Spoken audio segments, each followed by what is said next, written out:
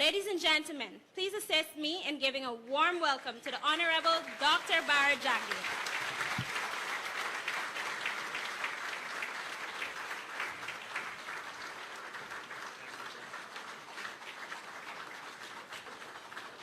Thank you very much.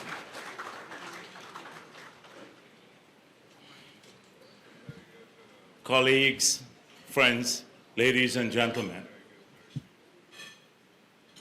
Tonight, I do not intend to speak for very long. I know that all of you are extremely busy people and you must have had a long day as we've had. So I shall just speak for a short while on some of the things that you may expect me to speak on, and then we'll have the question and answer session where I can then address your issues more pointedly. Many of you would expect me to enumerate all the things that we have done since we achieved office. And I will not do so tonight because many of you are familiar with what our plans are and what we have been engaged in since we assumed office.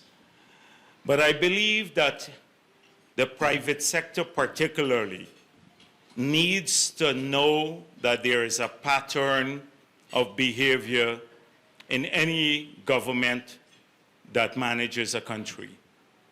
And so tonight I want to take you through a pattern of behavior, because if a government doesn't have a consistency in its policy making, then it's very hard for you to engage in planning for the future. You need to discern the direction in which the government is going and how that can open up opportunities for you, as well as allow you to capitalize on those opportunities. So if you go back to history, you would see that the governments that we have managed have always been governments that have engaged in rigid fiscal discipline. This is something that would always characterize any PPP civic administration. And I do not want again to go back into history, because you yourselves would see that the discipline that it took, the fiscal discipline, to take us from a bankrupt country where we couldn't pay our debts to, even before the oil and gas find and the industry being developed, to a country with one of the least debt burdens in our hemisphere. In fact, today, as you know, our external debt is only 16% of gross domestic product, and we use about 6% of revenue to service that debt. At one time, the external debt alone took over 100% of revenue to service.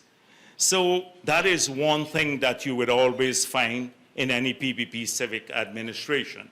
And I want to tell you why it is so important, even now that we be more well-resourced. We'd have not a windfall, but increased revenue from the oil and gas sector, why the fiscal discipline is so important to sustain economic growth and to ensure that we do not create a bubble of prosperity in a very short period, which then dissipates, like in so many other countries that have had windfall revenue. And we've seen the world replete with such examples. So fiscal discipline is something that is important. Secondly, if you go back to our manifesto promises when we were campaigning in 2020, you will see that we clearly outline what we will do in government. And have we remained consistent with those promises and plans? And did we know what we were talking about at that time?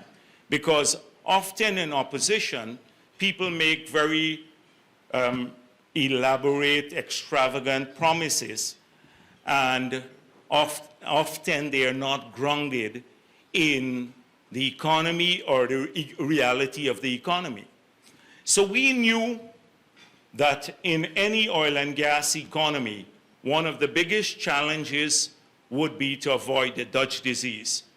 And since this is a sophisticated private sector, I do not need to explain what that means, because as Rafiq Khan just said, he said that in a few years' time, the cost of production would be lowered because the cost, we'd have better infrastructure, we'd have cheaper energy. But if we don't avoid the Dutch disease, then that improvement in productivity that may come about or because of cheaper production and could be eroded by exchange rate appreciation, particularly if you're in the export industry. And it could be totally eroded, and the sectors in the future, the same sectors that would have cheaper electricity, may even collapse because of the change in relative prices. So many of you understand the importance of managing windfall revenue in a country that has so many unmet demand on the infrastructural side, and with a burgeoning private sector now, and with the level of aggression in investments from foreigners as well as Guyanese, how all of this has to be managed carefully so as to prevent that happening, or the economy overheating, and also the Dutch disease from taking place. So we understood that even in opposition. And that is why we said there are some ways that you have to spend oil resources to mitigate that happening. We can't avoid it totally, but how are we going to ensure that this doesn't become a trend? And so we said in opposition, if you read our manifesto, that we are going to spend oil revenue on building productive capacity in the country. 1, on education, 2, on healthcare, 3, on infrastructure that will not just lower the cost of doing business, but can also promote diversification. And 4thly, we will support industries that may face difficult times by using special funds. And that is why you see today a big focus on agriculture and other services being developed and a direct government intervention there. So all of this was outlined in our manifesto, and we've remained consistent with it. And so in the future, you will see that happening. And it's crucial that it happens, that we stick with that. Today, there are many populist views as to how we can spend oil and gas resources. And all of them would either lead to greater inflation, the overheating of the economy, or secondly, to the dreaded Dutch disease taking over the country. So we are on track to do what we promised, saving some of the money through a sovereign wealth fund, and then utilizing it in a manner that expands productive capacity. So the natural growth in aggregate demand, we're just discussing at the table, and Rafiq was calling for greater investments. And I was saying, if the government has increased its spending, the government's capital budget today is 3 times that of what was spent in 2020. That's a huge growth in the capital expenditure of this country. But more so, and it speaks to a pattern, and that's important. We have to build the productive capacity. But I just wanted you to understand, anyhow, let me leave that for a moment, and I'll come back to that, because that was the politics. So let me deal with this first, this issue first. So that's three times what was spent in 2020. So the government is ramping up its expenditure on the capital side. 7 new hospitals we've just concluded that will start this year. We are now almost $500 million US from the corridor, the Soesdijk corridor, all the way into Mabura Hill. $200 million on Linden to Mabura Hill Road, $120 million from Soesdijk Junction to Linden, maybe 50 to 60 million on the bridge to cross.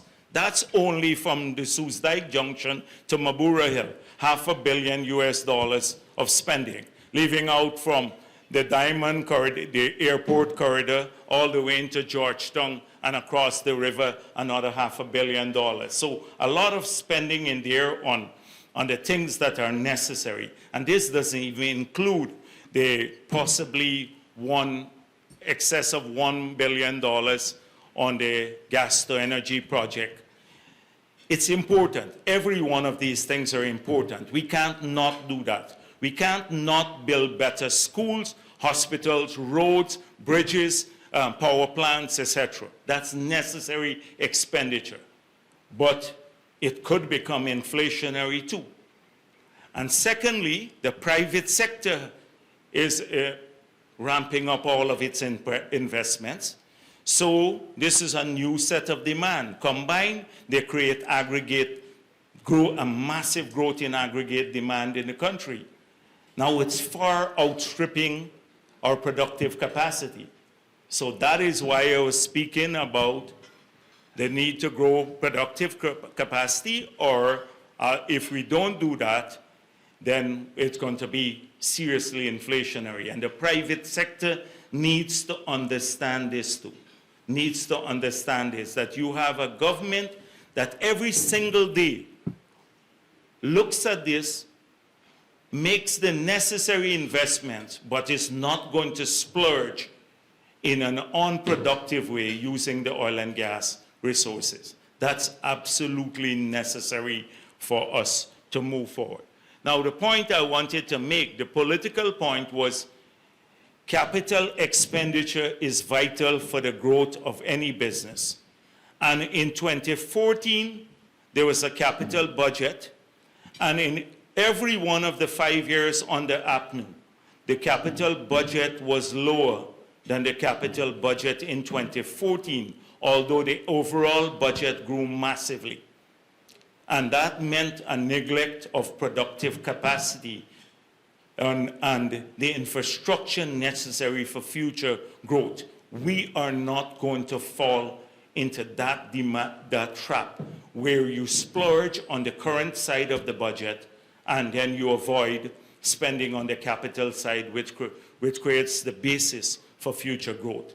And so that is something that you will see also as another pattern of the People's Progressive Party. Working to improve people's lives today, but with a focus, a long-term focus on planning for the future. Future growth is part of the development equation every single day. The government that we displace focus on current, today's growth, not future growth. Thirdly, you would have seen us set a major framework for development and the low carbon development strategy. And even now we're struggling with that concept, not the concept, but getting a buy-in from some sectors of our society, not because they are driven by what is good for Guyana, but often by the misguided and sometimes intentional notion that somehow we have to save this world. And we have to play our part in climate change. But too often I see elements that masquerade around our society that are on a daily basis promoting policies that would be harmful to our long-term growth. And I'm being very mild tonight because I don't want to call names and I don't want to get into the details of what I'm speaking about. But you've seen groups of people call to shut down the oil and gas industry here in Guyana because we are causing climate change. Somehow production of oil and gas in Guyana is causing climate change. When, as you know, our emission when measured against global emission is so minuscule that it's negligible, even with us producing 1 million barrels a day, we would still be producing negligible levels of emissions when compared with the developed countries of this world. And secondly, we are already a carbon sink, given our huge forests. I've seen the same group of people who conveniently called on Prime Minister Motley to stop oil and gas production in Guyana. She must oppose it because a spill could cause the waters of Barbados to be polluted. And Trinidad and Tobago has been producing oil and gas for 120 years. And a lot of those people never uttered a single word to worry about Barbados' blue waters in all those years. So that industry we need to fight off. And you in the GMSA, you need to understand, we have to balance the production. We believe in net zero. We believe in a carbon pricing. We believe the world is under threat from global emissions. But we also believe we in Guyana can find a balance, and that is what the LCDS does. And if we don't collectively, often it's seen as a battle that the government must wage all the time. But the biggest beneficiaries are the people in this room. The biggest beneficiaries of the fight that the government has to pursue are the people in this room. And that's why there has to be a partnership in the fight against, not against environmentalists, but people who don't balance the notion that countries like ours have to also grow, at the same time be environmentally responsible. So I'm looking forward to this partnership. And I'm looking forward to the partnership when we fight off the naysayers on the oil and gas industry too.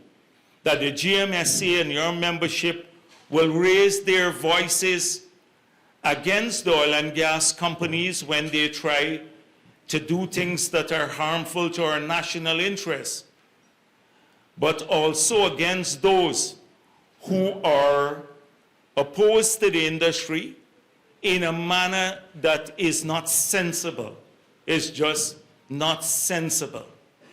We need to develop these resources rapidly before the world decarbonizes. And as I've made this point several times, this country doesn't have the investable resources to do so, to open up those opportunities. I've pointed out that a forum similar to this one here, that if you take aggregate savings in the banking sector, it's less than 10% of the investment in the 4 FPSOs. That is aggregate savings in Guyana of private and government, the government sector, held in the banking system. And how are we going to open up those opportunities if you don't invest in them? But there is a group of people here who believe that we must shut down the industry at all costs. And we have to raise our voices against that position. On the other hand, we have to ensure that the oil and gas industry meets their obligations. Now, when we promised also, when in opposition, we said we will find that balance.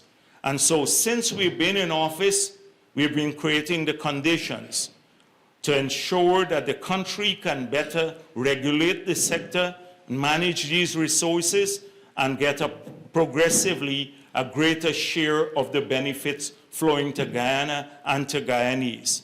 And therefore, we promise that we are going to strengthen our capabilities to manage the industry. We have a process through which the ministry is being strengthened.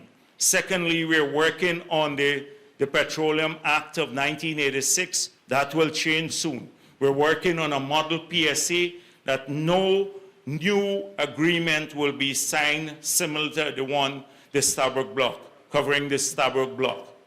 We then passed, we promised local content legislation in opposition, and we passed it last year. And many of our people are already benefiting from this. And in the consultations, we also promised to tackle two issues which we have already been embarked upon. One, it's financing, because how do we get a greater flow of financing to people who already have maybe contracts with the oil and gas companies or the first-tier contractors? We asked Ashni Singh to meet with the bankers. We are looking at this. We may need to even change the bank supervision rules, but if the current commercial banks are not fit for purpose or they're not aggressive enough, we've already licensed one new merchant bank. We have applications for several merchant banks now that will specialize in maybe discounting invoices and even providing some financing, limited financing based on contracts signed with the multinational companies here. We plan to be very liberal in licensing these non-depository taking institutions. So you're going to see several new institutions of that nature, non-depository institutions, opening doors in the next few years. And as I said before, we've already licensed one of them. On your point about a revolving fund for the private sector also needs to improve its financing, its horizon. Many companies don't want to provide and to create the structures and the accounts that would allow them to access greater financing. Many are unwilling to explore partnerships or maybe becoming public, which may be the best vehicle for them to raise money outside of debt financing. Many of them can't go to the banks because there's no transparency in record keeping. All of these things need to be done. So it's not just about the government providing a fund to businesses, which could happen in the future once the resources are available. But it's about the private sector also taking steps to improve its own accountability at the company's level, and it's opening up its horizon in terms of raising, maybe accessing financing of a different nature. So we're open to the idea. We're open to the idea, but much more work needs to be done at that level. The second issue that I raised that we promised in the consultation on when we were finalizing the local content legislation was this issue of payment terms. And that we spoke of it in opposition. We raised it with the oil and gas companies, and that has to change. And the legislation provides for us to regulate this. You cannot have a 90 days payment terms for especially small firms in Guyana, though they're basically financing the operations of these big multinationals. And we plan to get around to that soon. I don't know, I don't think the Exxon people are they were smiling all the time when I was talking about defending the contract, but now they're not smiling so much at the table there. Right, smiling now. But we're getting around to that because we heard that. We're coming around to that next thing about regulating that to ensure that Guyanese companies could have better payment terms. So these were two things we promised. Now, I can assure you that on the skill side, we did 6,000 scholarships the first year, another 5,000 this year. We had promised 20,000 online scholarships. We probably increased that figure to about 50,000 in these 5 years. We promised to make university education free, which we will do. We now launch a remedial program, so even those who don't qualify for a tertiary level training or a technical training, in 6 months through the remedial program, they can then get into one of those training courses.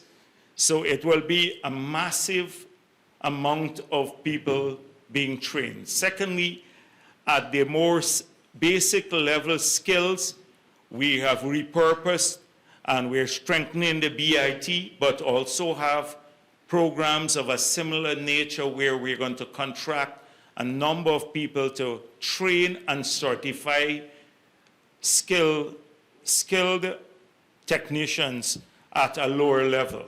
We've just hired Professor Sankat as the principal for the Port Moran Training School, which will be a college, an oil and gas training college, which will train people to operate in the entire industry. So there's a big focus on skill training from the government side.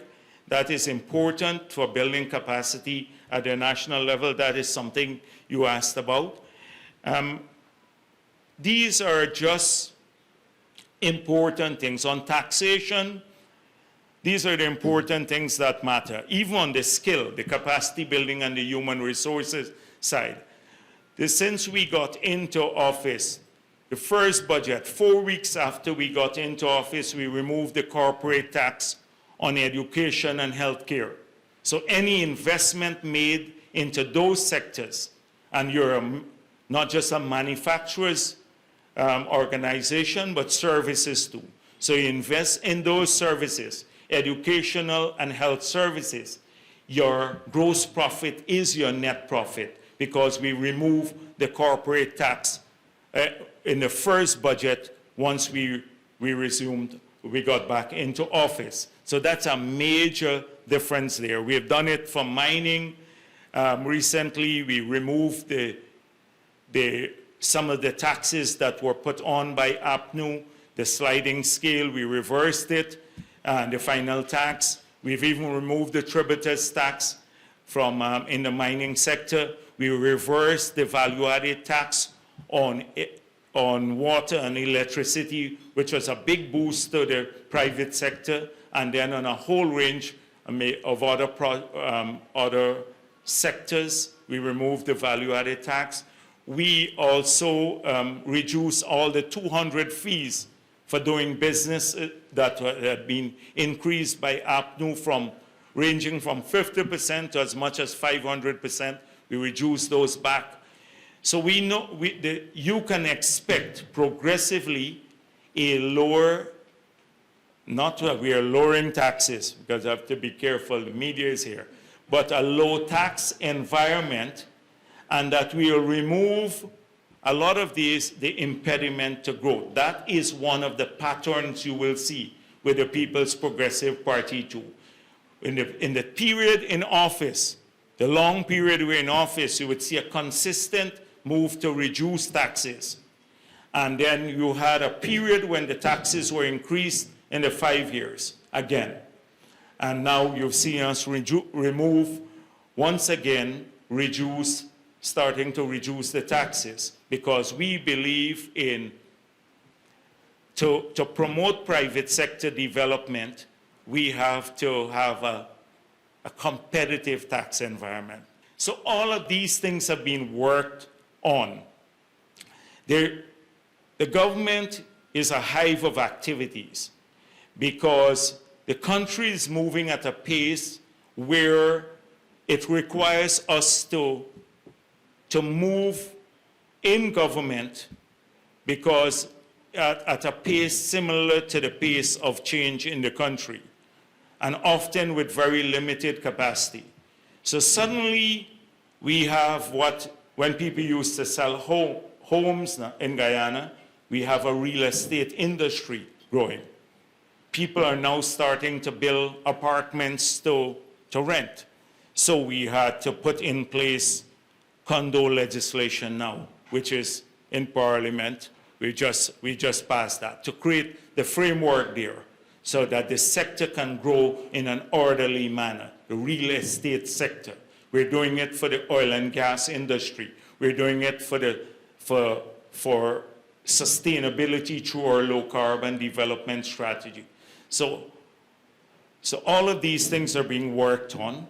Secondly, or not secondly, fourthly, we are now engaged in a process where we are documenting every process or every engagement through which the government interfaces with the public. Because we want to know whether it's for a building permit, whether it's for a driver's license, whether it's to pay some small tax that may not be bringing in a large amount of revenue, but creates a lot of administrative burden. We have documented several of these. And so we're just about to embark on a process of simplifying all of these because we want the citizens and the interaction with the state to be one that is improved, faster, more efficient. When I say citizen, it would also mean the private sector. So if you have to now go through 10 processes or 10 different agencies to get a building permit, conceivably in the future, you'd have a simplified process where at a single agency, within a time-bound period, you can get your building permit, provided, of course, that you submit all of the requirements. And we're doing that across sectors, because to operate a modern economy, you need an efficient process of engagement. And we find that a lot of the systems are deliberately kept onerous for various reasons, well, because people don't want to change, or alternately, they have this sense of control when they have layered processes through which you have to go. This will change. And then once those processes have been simplified, we will then automate them so that you can maybe access a lot of those services online. We did not want to automate the complex, burdensome processes. So that's why we're engaged, first of all, in simplifying the processes. So that's a big task for the government. You don't hear much about it. You may hear a lot about our reforms on the oil and gas sector, LCDS, the health initiatives that we have. We just brought in Mount Sinai. So it's not just building 7 new hospitals and 4 in the hinterland, but it's also getting a management type of contract, advisory contract with an institution like Mount Sinai that would look at total quality control across the health sector. How do we improve our hospitals and their functioning? And that software part of it is coming in. So I can go through a lot of the reform that is taking place in government now. But trust me, the cost of credit will come down. The cost of credit will come down. There will be greater competition now through the merchant banks. And I know that the cost of, and people, once they, because Guyana has been de-risked in a certain way now, our private sector should experience this. I plan to have, I spoke with Ashni Singh, and we'll be meeting with the private sector separately on this initiative. We have a few ideas in mind, but I don't want to burden you tonight with all of those. So that's going to happen. I said at the beginning that I didn't want to speak for very long. I just wanted to give you an idea that we are a government that is predictable. We are following a pattern. We laid out that pattern, the plan, a long time ago, and we are following it progressively. We see an end point to this. If you, and maybe that's where the questioning could come, where we will be in 5 years' time, 10 years' time, and how we want to see the country develop.